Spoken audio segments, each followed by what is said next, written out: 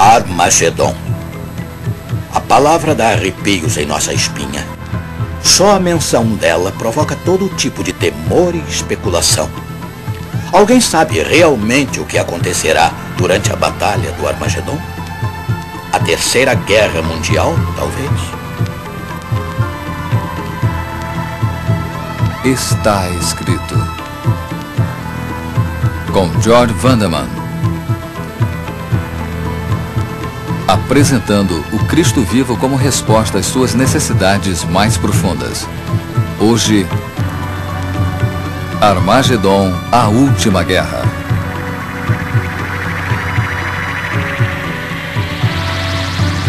O que quer que seja de fato o Armagedon, parece que não estamos preparados para ele. Mesmo assim, vivemos obcecados para saber tudo o que pudermos sobre a última crise da Terra. Somente tal curiosidade pode explicar o sucesso de vendas do livro intitulado A Agonia do Planeta Terra. Vamos examinar o plano do Armagedon proposto pelo autor Hal Lindsey. Ele vê uma dramática sequência de eventos envolvendo conspiração, trapaças e guerra total entre as potências mundiais. Tudo começa 3 anos e meio após o arrebatamento, quando se supõe que o anticristo rompe o seu pacto com os judeus. Aí ele prossegue e interrompe os cultos no templo em Jerusalém e acaba com os sacrifícios de animais lá. Lindsey chama isso de abominação da desolação, o que causa uma grande tribulação e prepara o palco para o Armagedon. O próximo passo em direção do dia D à destruição acontece quando um exército árabe africano ataca Israel. Aí, de repente, os soviéticos traem os seus aliados árabes e lançam sua própria invasão do Oriente Médio. Os russos conseguem obter o controle de toda a área, segundo Lindsey. Aí a luta de fato recrudesce. O anticristo reúne rapidamente um grande exército da Confederação do Mercado Comum Europeu e da China Vermelha, com os Estados Unidos talvez unindo-se a eles. Esta poderosa hoste capacita o anticristo demolir a ocupação soviética de Israel. Lindsey diz que a aniquilação total dos exércitos árabe, africano e soviético deixará somente 2 potências para lutar pelo domínio do mundo. As forças combinadas da civilização ocidental, sob a liderança do ditador romano, esse é o anticristo, e as enormes hordas do Oriente, provavelmente unidas sob a máquina de guerra da China Vermelha. Finalmente, Lindsey prediz, estas 2 potências remanescentes lutarão entre si pelo controle do mundo. O campo de batalha será a planície de Meguido, no norte de Israel. No clímax desta guerra do Armagedon, Cristo voltará com os seus santos para destruir todos os pagãos e estabelecer o seu reino em Jerusalém para reinar sobre o mundo. Suspense e intriga de tirar o fôlego. Isto faz sentido para você? Bem, o que realmente importa é o que a Bíblia ensina sobre o Armagedon. Você não acha? Eu tenho várias dúvidas sinceras sobre o cenário em A Agonia do Planeta Terra. Para começar, não posso aceitar sua predição de que os Estados Unidos deixarão de ser o líder do Ocidente e provavelmente se tornarão, em algum sentido, parte da nova esfera europeia de poder. A profecia bíblica ensina o contrário.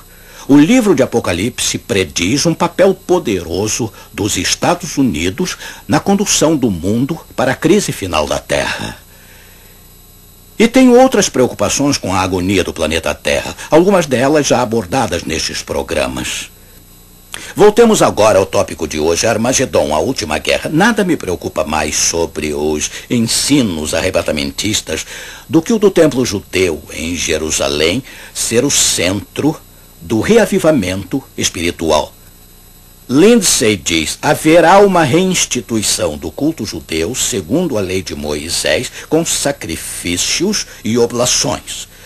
Mas diga-me, isto não seria competir com o Calvário e negar o sacrifício vicário de nosso Senhor Jesus Cristo? Você se lembra que quando Jesus morreu, o véu do templo se rasgou, simbolizando o fim dos cultos e sacrifícios no templo judeu?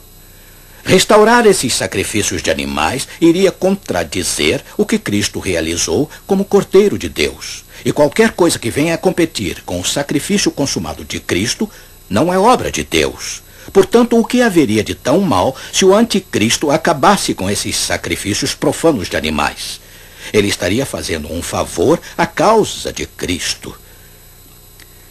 Creio que irá concordar em que estamos levantando importantes perguntas. Perguntas que dizem respeito a todos os que apreciam o Calvário como o único e completo sacrifício para o pecado. Lembre-se da profecia predizendo a obra de Cristo na cruz. Daniel 9:27. Ele fará cessar o sacrifício e a oferta.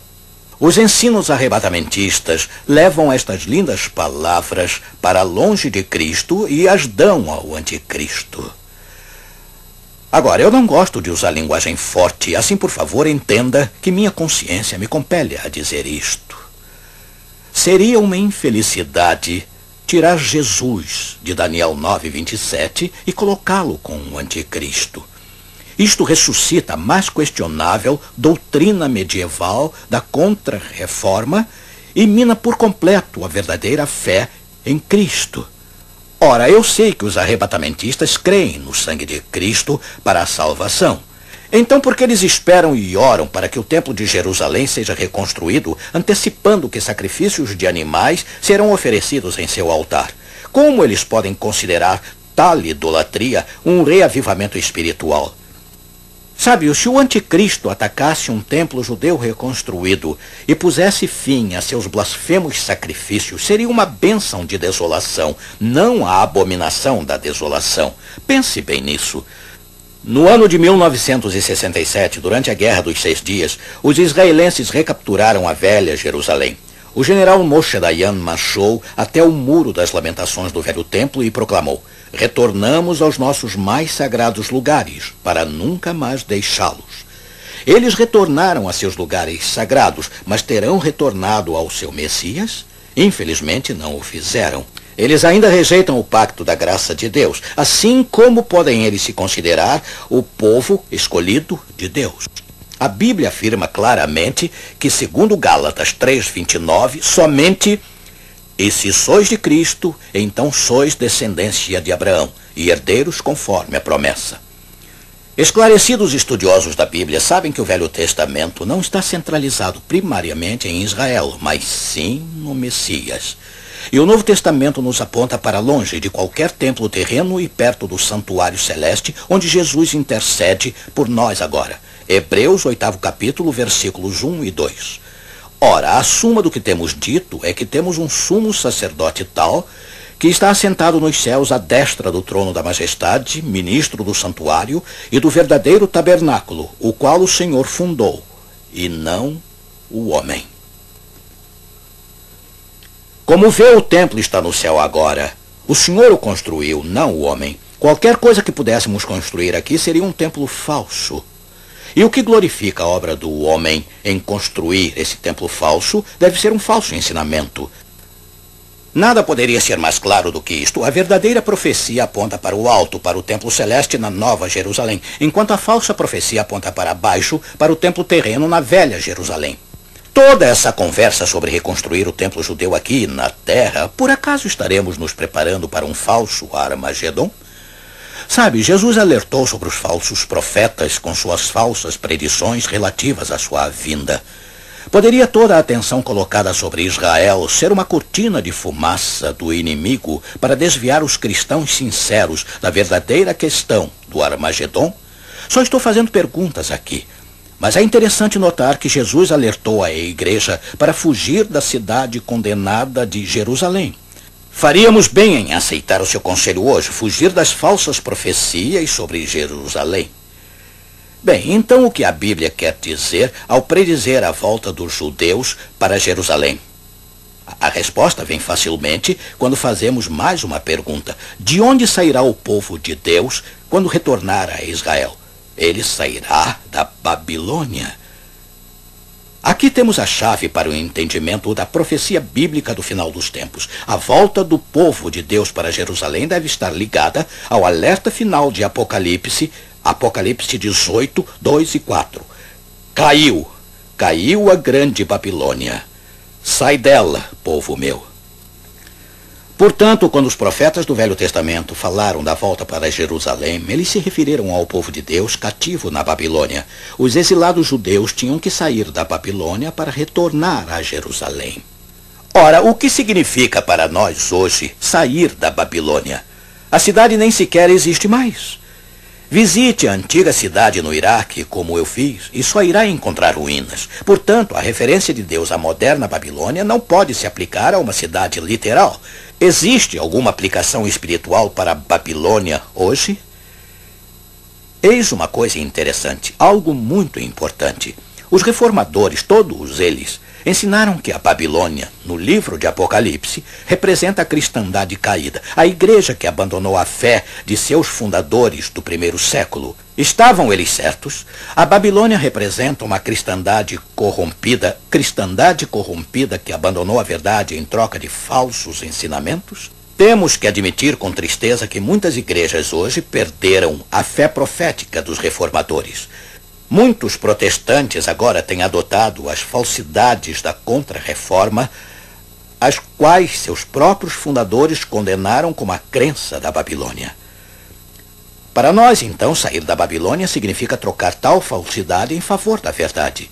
Abandonar qualquer ideia de que o pacto da graça de Deus está sendo cumprido com a nação judaica fora do sangue de Jesus. Retornar a Jerusalém agora significa esperar pela fé, pela cidade cujo edificador é Deus. De acordo com Hebreus 11, essa cidade, é claro, é a nova Jerusalém no céu. Note que o Senhor é o edificador dessa cidade celestial, não um inacreditável arquiteto judeu na velha Jerusalém. Nossa esperança está em Jerusalém, que agora existe, pois é escrava com seus filhos. Mas a Jerusalém que é de cima é livre, a qual é mãe de todos nós. Temos que procurar acima de nós a nova Jerusalém, onde Jesus intercede como nosso sumo sacerdote no templo celeste, e dependemos apenas dele como nosso Salvador, nosso Senhor e nosso futuro Rei. Com isto tudo em mente, estamos preparados agora para entender a batalha do Armagedon. Somente uma vez a nossa Bíblia menciona a palavra no livro de Apocalipse. Ela se encontra no capítulo 16, versículos 14 e 16. Porque são espíritos de demônios que fazem prodígios, os quais vão ao encontro dos reis de todo o mundo para os congregar para a batalha naquele grande dia do Deus Todo-Poderoso. E os congregaram no lugar que em hebreu se chama Armagedon. Essa batalha naquele grande dia do Deus Todo-Poderoso é o conflito final da Terra. Mais do que forças humanas estarão lutando nos exércitos espirituais de Deus e Satanás. Eles pelejarão. O Armagedon será o clímax do grande conflito entre o bem e o mal.